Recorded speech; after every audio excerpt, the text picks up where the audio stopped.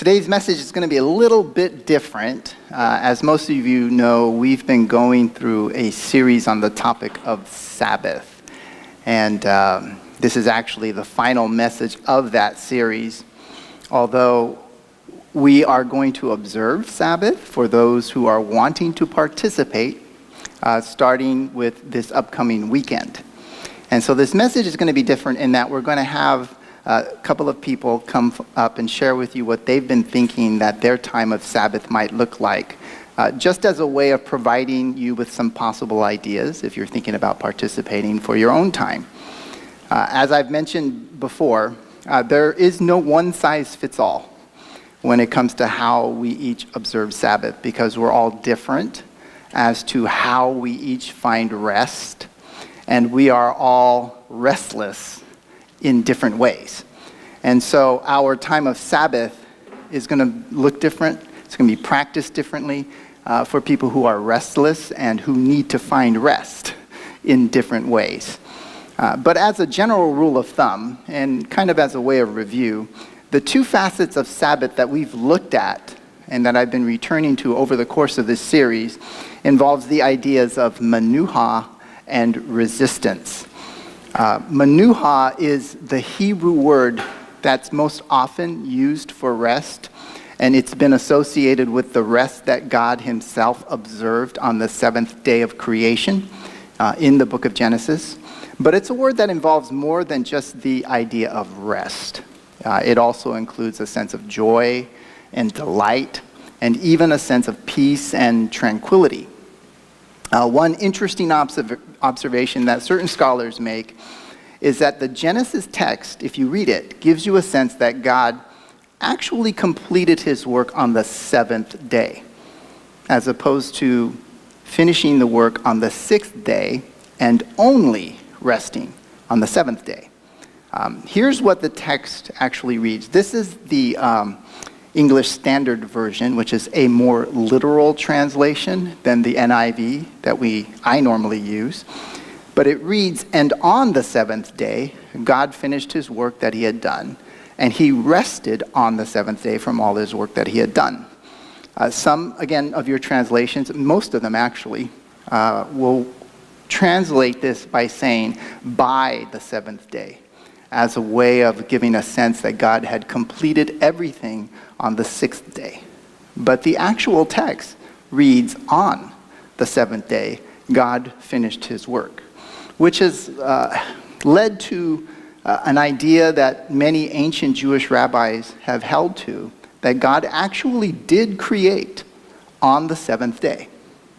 And what he created was menuha.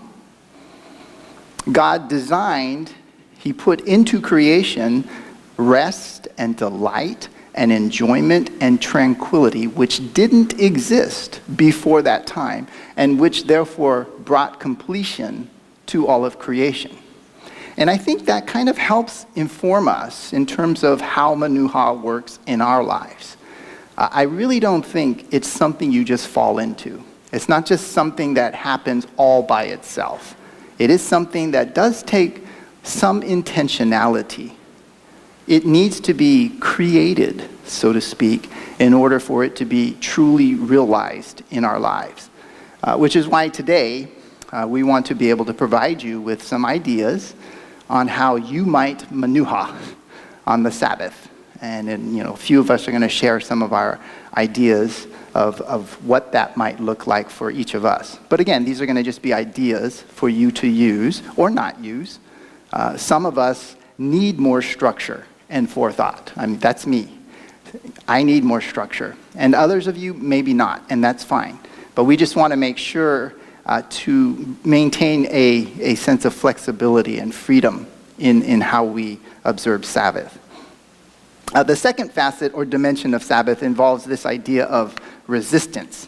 And I think it is now, at this point in time, the unquestioned paradigm of our society that we tend to define ourselves by the things that we do, and to identify and value people in terms of their professions, in terms of their accomplishments in lives, their achievements, maybe even their usefulness.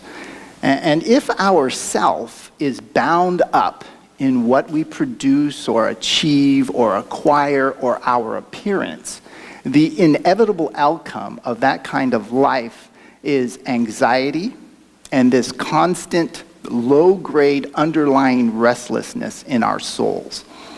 One of the individuals that I quoted in my previous message, a respected Old Testament scholar named Walter Brueggemann, says in his book that our culture of commodity leads us down the road toward endless desire, endless productivity, and endless restlessness.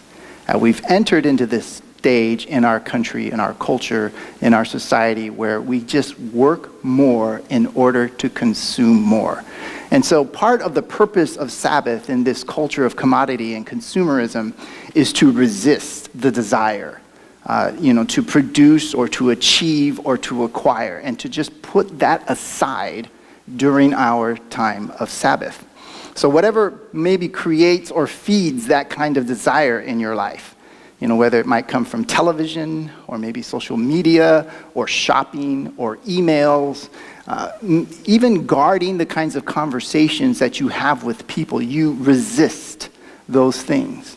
Brueggemann says that the idea of Sabbath shouldn't be that it's some archaic convention from the past, but that it's a subversive cultural practice for our modern current 21st century, and that it helps us to maintain a distinct faith identity in the midst of a culture that has lost its way from the values of God.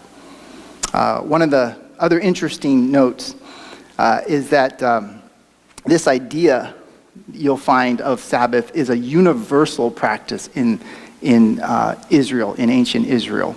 And there are some historians, if you go back and Google, who will say that, well, there are actually other ancient cultures who practice this idea of resting from work, and that therefore Israel wasn't the first culture to institute this kind of practice. It borrowed from other cultures that predated it. But if you look more closely at the practices of these other ancient cultures, you'll see that in these cultures, and there's only a handful of them, the only ones that actually rested were the ones who were higher up in the hierarchy of the social time and place in that particular culture. The more affluent you were, the more you had the opportunity to rest from work. But those near the bottom of the social hierarchy, they weren't given much time to rest at all. Peasants and slaves, they worked every day, all year round, with the exception of maybe a few annual religious holidays. Israel is the first culture where universally everyone was to rest. If you look at the first part of the commandment in the Deuteronomy passage, it says that on it you shall not do any work, neither you nor your son or daughter, nor your male or female servant, nor your ox, your donkey, or any of your animals, nor any foreigner residing in your towns, so that your male and female servants may rest as you do. This was a radical form of equality that is nowhere seen in all of the rest of the ancient world. The intellectual elites, the blue-collar workers, the immigrants, the refugees, even the beasts of burden. You don't want your ox working on the Sabbath. It's kind of weird to me, but I think it's all part of this rhythm of life that God created, even for the creatures, right? Sabbath isn't just for those who can afford it. Sabbath is also, based on this, it's not just an individual act that we do, but it's meant to be this practice or instrument that serves to galvanize a society or a people to work for a more richer and fairer life together. All right, so that's just kind of my few closing thoughts on Sabbath. At this time, a few of us are going to just share with you what our individual times of Sabbath are going to look like, just as examples, again, that maybe will help you with some ideas of how you might structure your time. So I think Becky's going to come up here first, and then Doug's going to come up here.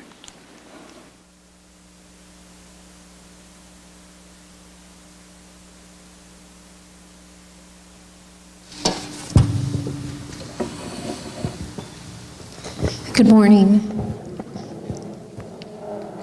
I have to sit on the stool. It's my little comfort. It's like a safety blanket or a comfort blanket or something like that. That's a stool. So when Scott talked about, he asked me to come up and share a little bit about my thoughts about how I might practice Sabbath in my life. And then he mentioned Doug's going to do the same, and he's going to do the same. An image came to mind. I don't know how many of you have heard this story, or I guess like a parable about the 3 blind men that were led into a room that had an elephant in it, and they were told to describe what was in the room. And so, each of them went to a different part of the elephant and explained, one went to the trunk and said it's like a snake, and somebody else went to like the side, and it's like a wall, and each explained honestly what their experience was of what was in the room, but they were all very different. And I kind of feel like that might be how this is going to be as well. So I'm going to share with you kind of what I see in front of me as Sabbath, but it might be very different for each of us and our experiences. So in my family, Rodney, Michaela, and I have agreed that we are going to observe Sabbath. We didn't include Cammie in it yet because she's off in college and don't know how that's all going to fit in. But according to the Deuteronomy passage, apparently maybe we should include our dog Max. But I do think dogs can probably teach us a whole lot about Manuha, because I think they Manuha probably better than anybody else. But we did agree that we are going to observe Sabbath from sundown on Friday, possibly to sundown on Saturday. We're going to kind of be flexible and see how it goes. It seems, as we're talking about it, like a long time to fill, but maybe that's the purpose of it too. So we are going to do that. Because it's 3 of us, I felt like we did need to have some structure to it, because there are some logistical things that we need to do to make sure that each one of us have the opportunity to maybe have some solitude and silence in our Sabbath. Each of us maybe have a different idea of what Manuha is, and so we need to try to incorporate all of that.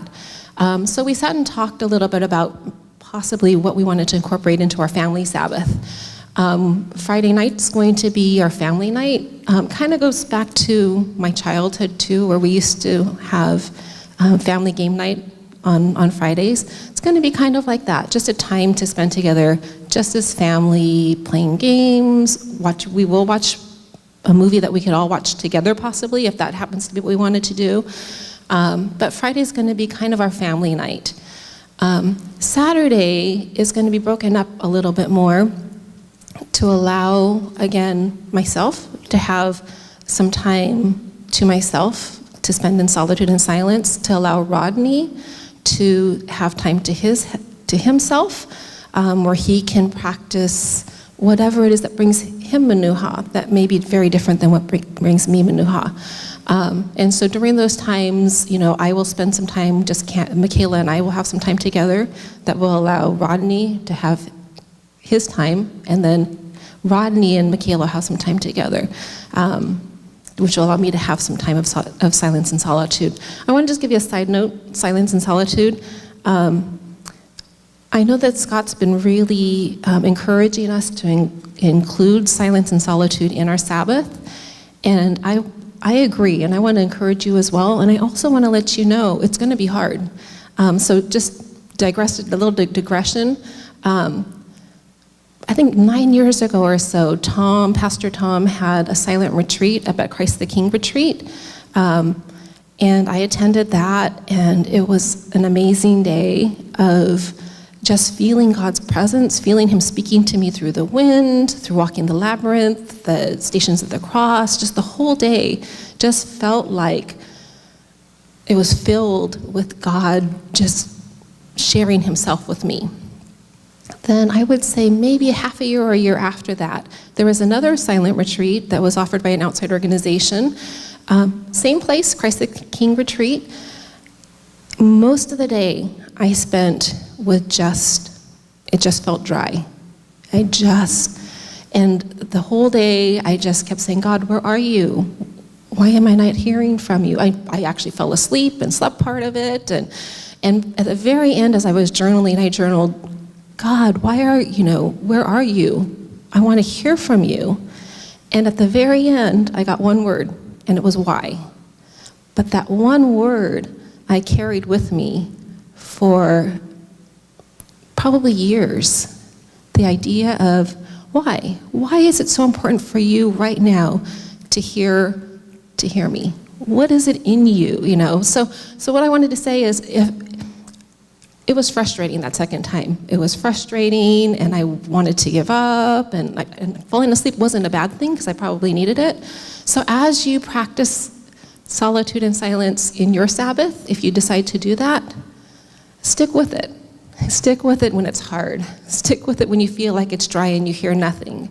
Because maybe that's part of the process that God wants you to go through. So that's just a digression. So we are going to do that. We are also going to have times when we're going to have kind of like a family Bible time. So we have several Bible storybooks that we're going to go through. I do feel like Scott had said we need to be intentional in planning our menuha, and especially as a family, there's going to be a lot of work up front. So I bought a book, Activities for Sabbath, just for myself, and I went through it. I did print out pages. I made copies of some pages that I have on the back resource table of some of the activities that I thought were really interesting, that I thought if any of you as families with younger children want to do it, you could take it and look.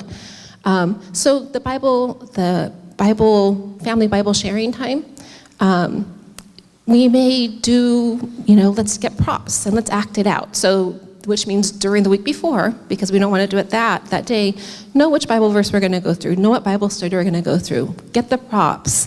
And so that day, to make it more interactive, to make it fun for Michaela, so we can do props, maybe act it out. Maybe we talked about making stick figures and acting it out. Family Bible time will be digging into the Word, but also kind of making it interactive and fun. What else are we going to do? We are also going to, Michaela's asked if we can do some creative things. She said, Mommy, can we do Sunday school crafts? So again, craft activities that are available, maybe go for a walk, maybe go to the park, but we're gonna have family time on Saturday to do things that hopefully get us more in touch with God, maybe allow space for God to speak to us, to connect with God a little bit more. And then the other thing that we're going to do as well is allow a time when we can look outside. As we were talking about Sabbath in our family and Menuha in our family, the connecting with God was a big piece, but connecting with each other and also being able to use that time to look outwards. So we want to allow some time, because my daughter has a heart for other people, for homeless people, for people that are hurt. And so to allow time in our Sabbath to honor that, and to maybe plan some things to be able to look outward of our family and to reach out. So that's kind of our Sabbath. It sounds really busy, and I have to resist the desire to be productive during that time. But the other thing, two little stories, as we were talking and planning and all of this, and I'm laying in bed yesterday with Michaela, and we're just chatting for a while. And I said, what's your menuha? And she's like, what's that? And I had to explain, it's rest, what brings you happiness, what brings you joy, because we want to incorporate that into Sabbath. And she said, Mom, just laying here in bed and talking to you, that's my menuha. So that kind of brought me back to, yeah, it's good to plan and to have things, but then I need to be flexible to just allow the moments to happen. I'm going to close with this other story about Michaela. And those of you who know Michaela know she's a whirlwind of energy and activity and questions. And those of you who don't know Michaela, she's on the spectrum. And being on the spectrum for her means she's constantly going. Sensory, words, her mind is going all the time.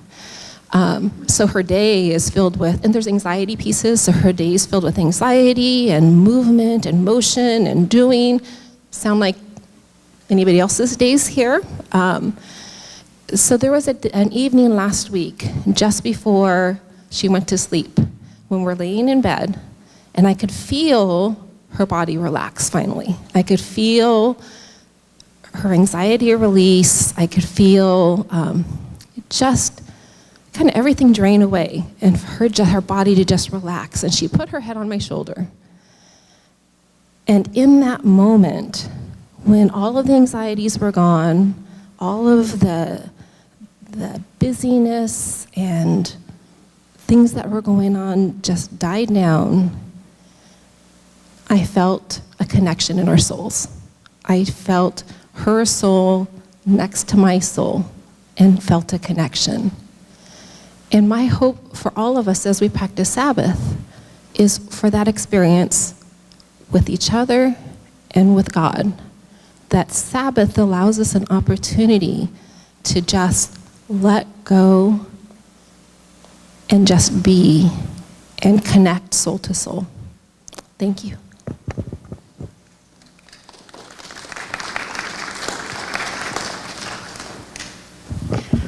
Good morning.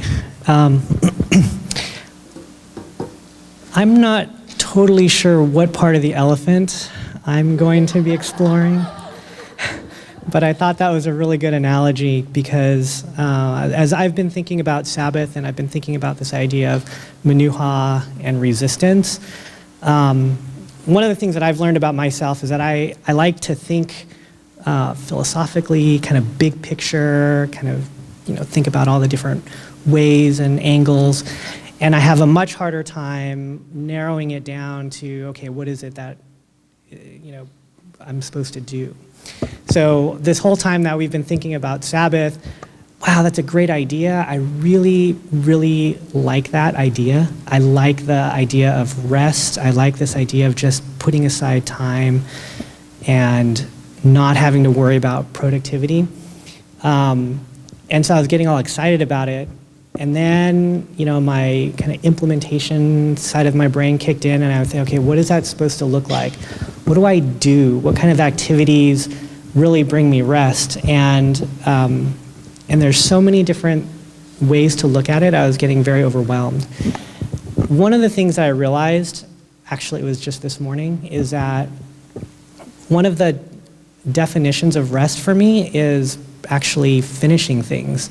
So being productive and then getting something done, I almost feel like that becomes my definition of rest. And that's not Sabbath, right? Sabbath is supposed to be not being productive, not focusing on what I can accomplish. So it's, this whole time it's super challenging. And this is the first time I've taken notes on my phone, so it's really weird. So Becky said, how do we resist making Sabbath productive? What is the productivity side of things? And so that's one of the things that I decided when I begin Sabbath, it's really going to be more on the resistance side. Really focusing on what is it that I'm doing that is counterproductive, counterculture, and what are the things that I can do that really help me establish that resistance, and then just trust that God will bring the menuha part into that practice. My schedules are, we're in the middle of volleyball season, and so we're not able to take a whole day. In fact, we're not even going to be able to do every single weekend. So my plan is a few hours to a half day. I've got a couple of half days on Saturday, and I chose the second half of Saturday as my Sabbath. And part of that is because in the morning, I'm probably fresher. I'm more of a morning person than I am an evening person, but that's also my most productive time of day. And so I always begin a free weekend thinking, what do I need to get done? How much time is it going to take? And I'm really already exhausted from thinking about it. And so I chose the second half because I know that whatever I begin, whatever practice, whatever activity I begin, I'm pretty much time unlimited. It's just, I have nothing planned, there's no obligations, there's nothing that's going to happen between the time that I start and the time that I go to sleep. And so that helps me to free in my mind, I think, we'll see what happens when we practice it, this urge to okay, I only really have 4 hours to devote to this, and then something else is going to happen. So that's from a timing standpoint. I've talked with my family about it, and I think we're all in different places, so I think we're keeping that option open. I actually don't know whether my kids and Cindy is going to participate the whole time or part of the time, but I think the more we experience it in practice, I think we'll just have to see how it goes. The things that I'm going to be doing on Sabbath. The first half of my thought process was I'm going to have to be structured because I'm going to have to know, and Scott and I were talking about this, we're like, oh yeah, definitely got to be structured. Now when it's coming up on it, I'm thinking I can't be structured. Otherwise, I'm going to have my list of things to do, and I'm going to go through my 4 or 5 hours and just try to check things off. And then I'll be like, well, I'm not sure if I got anything out of that really from the spirit of Sabbath. And so I have a list of things that I think I'm going to want to be able to focus on. Journaling, for sure. I've always been a big journaler. It helps me kind of focus my thinking, and I think God really speaks to me through that. Writing letters. So one of my more recent hobbies is fountain pens and writing, and so it's kind of weird to think about it, but I really enjoy just writing now. I even got a book on how to, improve my cursive handwriting. So I think that might be part of it too. Meditation, reading, taking a walk, and then sitting and talking with my family. That's all going to be part of it. One of the things about the conversational aspect is, avoid logistics, avoid, what do we want to improve around the house, avoid, what are the things that we need to do, but really just have the conversations about who we are and our experiences. And one of the thoughts that I've been kind of toying around is, well, maybe we should, have some time to just talk about the stories that Cindy and I have from our childhood or from, when we first met, and just kind of share the stories of our lives with our family. I think in closing, probably the biggest thing is for me to remember not to be constantly thinking about whether I'm getting it right. And that's going to be really hard. So the resistance, let Manuha come, and then not worry that, is this what I'm supposed to be doing? Is this the right way to go about it? And I think over time, there was one sermon that I was listening to about the Sabbath, and the lady was talking about how it wasn't until a year into her practicing the Sabbath that she really felt like she understood what Manuha meant for her. And I was like, wow, well, we'll see how this goes, but just trusting that this is part of how God created us, and figuring it out along the way is kind of the path that I'm taking. So, thank you.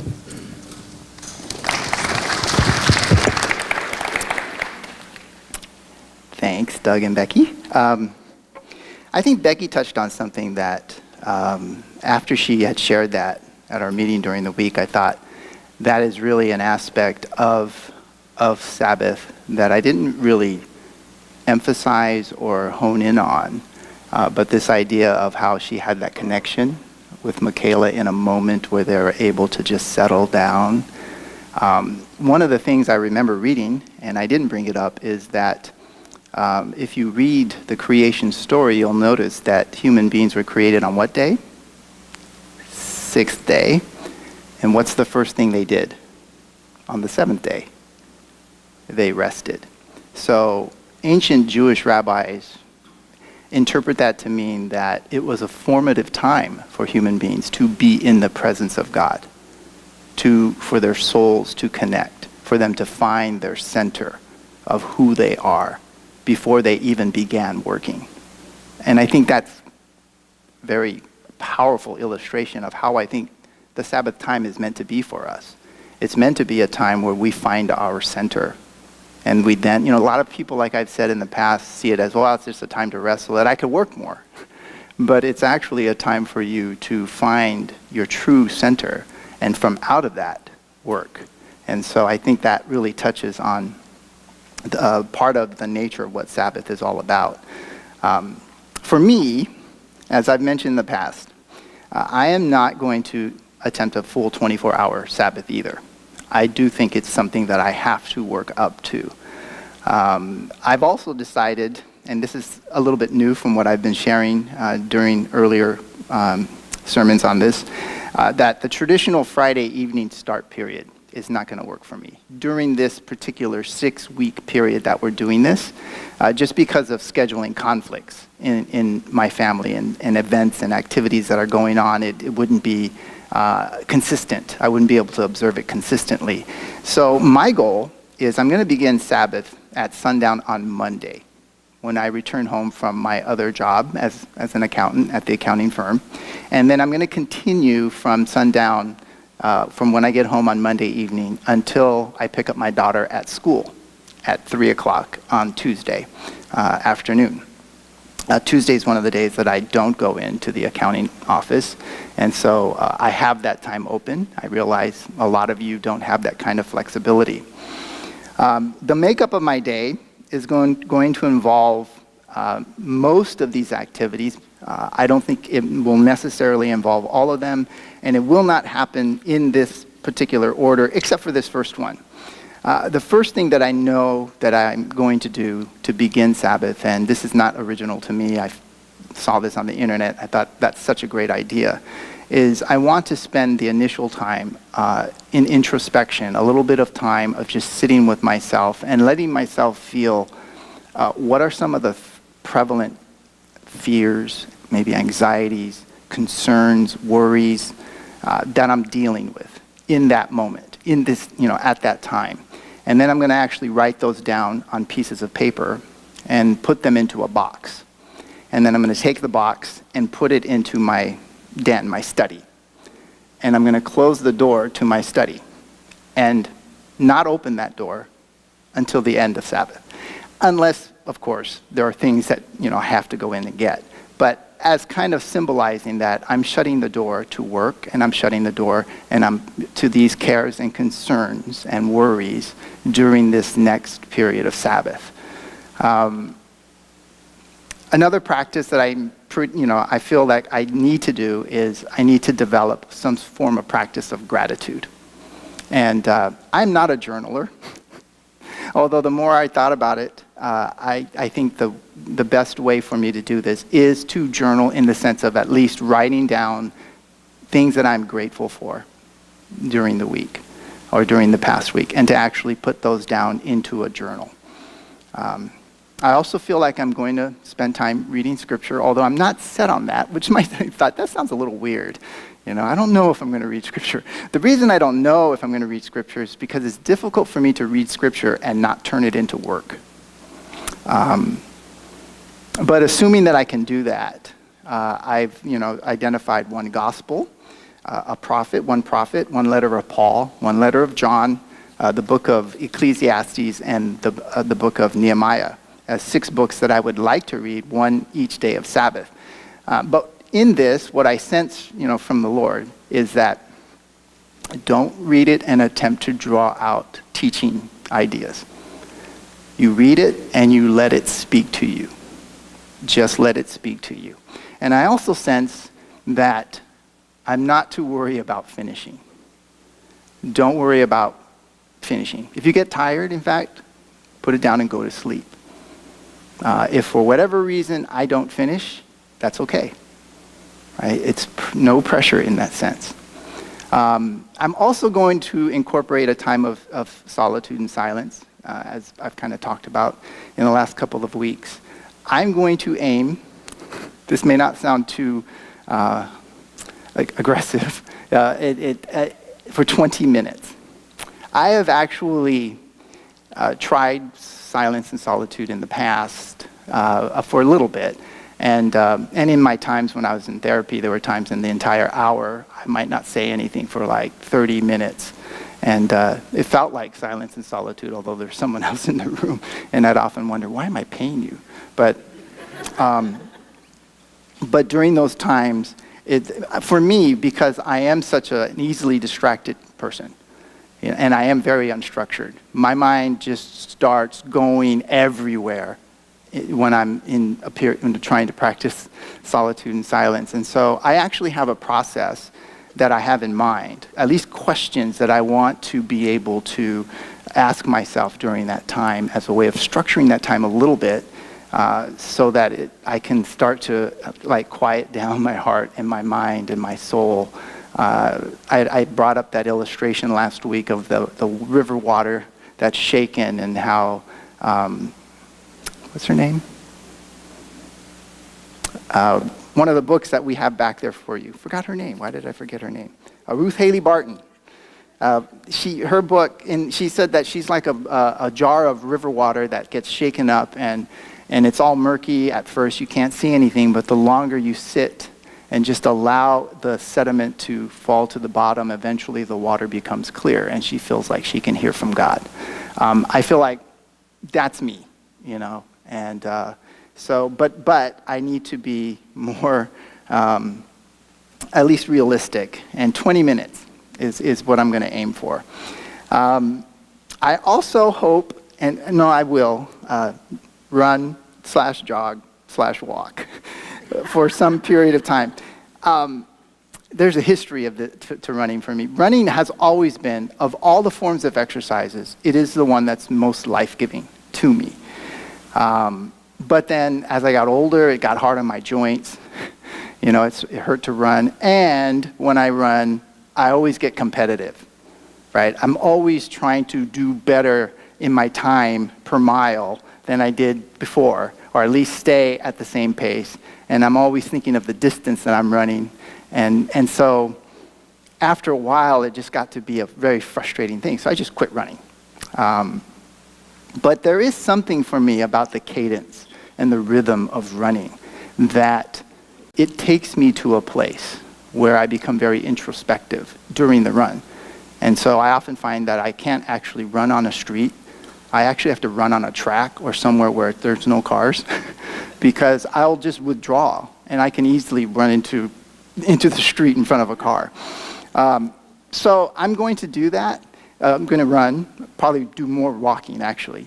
But I sense in my heart that I have to get rid of this whole competitive side, and not worry about time, not worry about distance, right? Just to enjoy the activity, even if it's walking. Okay, so that's one of the things that I'll do. A couple of other things. I'm debating on whether I'm going to allow myself to watch a movie. As most of you know, I love movies, right? And I tend to vicariously enter into the experiences of the characters in the movie.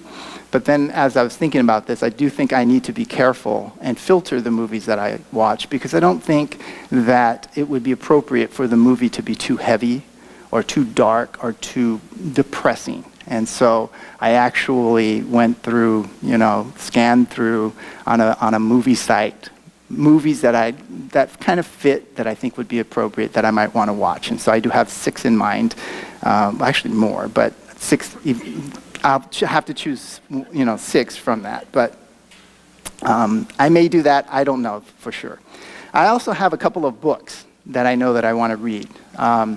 One is a book that has poetry, and it's not that I read poetry. I don't read poetry. But there is one particular poet that I read his poems as a part of researching for some of my messages.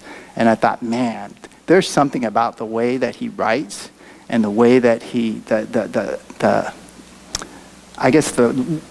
the way it affects me, and the way he presents things, that I thought, wow, I like this guy. So I bought his most recent book that has his poems, and I might read that. I also have a biography on the life of Bruce Lee. I think I brought this one up, right, in a message not too long ago. It's a pretty recent book. It's 600 pages, supposed to be the most accurate retelling, or not about retelling, but biography on Bruce Lee's life. It's supposed to not hold back any punches about the reality of his life. And I've been wanting to read that, but I haven't had the chance to, and I doubt that I'll even finish it if I begin it. But so those are just some of my ideas about how I'm going to spend the time. I think it will also obviously involve food, and one of the things, I always have in the back of my mind whenever I eat something is like, is this healthy? Not that I'm that much of a health nut. I'm not really. I'll still eat what I want to. But there is always this internal check when I'm eating things. And on Sabbath, I'm not going to do that. Not that I'm just going to go out and eat whatever, but I think that you enjoy food on Sabbath. And then, maybe some time with friends. It would be a little bit difficult because, Tuesday, I don't know how many people are available on Tuesdays. So, just some ideas. We have, for those that are thinking of doing this, because we thought it would be good to have a time to be able to get together and just see how it's going. What days were they again? Okay. 6? No, can't be. Okay, there are 2 Saturday mornings, right? 8 o'clock? Okay, there's a Lebu on Elk Grove Boulevard on the other side of the 99 freeway. On the south side of Elk Grove Boulevard, is that right? Yes. And, at least Becky, Doug, and I are going to be there. But it's just if any of you want to come, just to have some coffee and dessert or whatever, and share like how things are going, or even, it doesn't even have to be about Sabbath. It could just be, just to get together and talk. Yeah, 8 to 10, March 16, and April 6th. Okay, so 2 dates where we'll be at Lebu to just, share if you want to come. We'll be there. As I mentioned, there is the book by Ruth Haley Barton on Introduction to Silence and Solitude. And if you are thinking of doing Silence and Solitude, that's a good book in terms of it's an easy read, and she has very practical ideas about what to do for silence and solitude. Each chapter, she has a practice section at the end to give you ideas about what to do. That book is back there. There's some other resources, a sheet that we put together that just had Becky put it together, of different activities you might want to consider in your time of Sabbath. And then there's also, if you want to hold that John Ortberg book up, John Ortberg, one of my favorite writers. I think he's a better writer than he is a speaker. But he wrote a book called Soul Keeping. And actually, Becky brought it up and said it kind of seems to kind of match with what we're doing with Sabbath in terms of, tending to our souls. And that's what that book is about. It's about keeping your soul and the different aspects of how you do that. And so I'm actually going to use that book as the basis for our Lent period as preaching material. So that's also available in the back if you would like to, I think $10? So something like that. I think that's it. Is that it? Okay, so this coming weekend, for those that are thinking of, giving it a go, is your time to try Sabbath. If you have any questions, you need any feedback, feel free to ask. Oh, is that up? Okay, so we also have on our website a place, thanks to Rod, I think he helped to put that together, where you can go in and just write some thoughts anonymously. So if as you're going through this, you want to share any thoughts, it will be completely anonymous. And when you go to the website, because I haven't looked at it yet, how do they get there? Oh, yeah, and on the homepage it will have okay. And you can just write some thoughts, okay, completely anonymous about how things are going. Okay? All right, so I'm going to go ahead and have Larry come on back up. We're going to close our time. For those of you, if you're new here, when we end our time, usually it's with 2 songs. And during that time, you have a chance to go and take communion at any of the 2 stations. You can grab the elements and take them back to your chair. Or you can go, there's also a prayer wall where we have strips of cloth in the chairs, packets around the chairs in front of you, and you can take a cloth and go tie it to the prayer wall as a form of offering up a specific prayer, maybe that you want to offer to the Lord during the 2 songs that we close with. And then after that, I'll come up and close the entire service in prayer. And we have food afterwards. So please stay and enjoy that. Okay, let me pray. Lord, as we end our time together, I pray, Lord, that this upcoming season for those that want to participate in Sabbath, Lord, will be one that I guess more than anything else will be one where our hearts do connect with yours, Lord. But it will also be one, I sense, where because of where we're coming from, it could be very frustrating, Lord. We live in a world that I think in so many ways has led us away from Sabbath, that it's going to be hard for us to be able to practice it in a way that I think it was meant to be practiced.